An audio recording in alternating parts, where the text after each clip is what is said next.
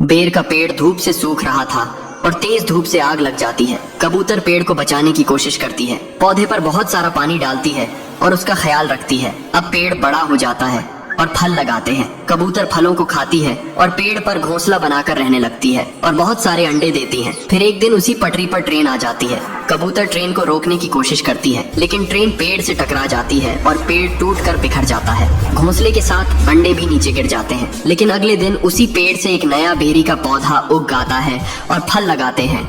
लेकिन कबूतर फिर भी रोने लगती है। फिर लाइक सब्सक्राइब नहीं।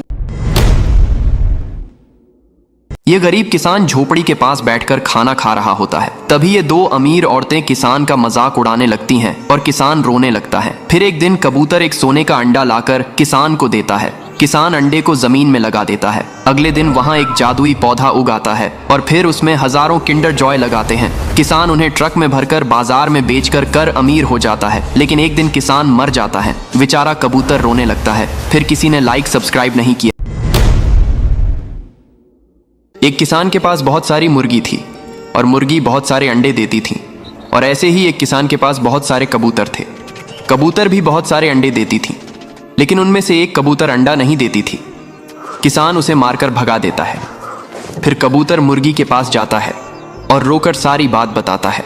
और अब मुर्गी कबूतर को अपने घर ले जाती है और कबूतर अब मुर्गी के साथ रहता है। फिर लाइक सब्सक्राइब नहीं किया।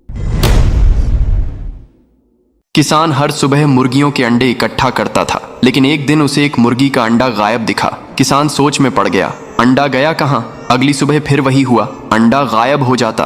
अब किसान रात को छुपकर निगरानी करता है। उसने देखा मुर्गी खुद अपना अंडा उठाकर ले जा रही है और जंगल में छिपा आती है। किसान ने मुर्गी से पूछा, तुम अपने अंडे क्यों छिपा रही हो? मुर्गी बोली, क्योंकि तुम हमें अच्छा खाना नहीं देते हो। किसान अब मुर्गियां को अच्छा खाना देता है। मुर्गी फिर भी रोने लगती है। फिर लाइक सब्सक्राइब नहीं किया।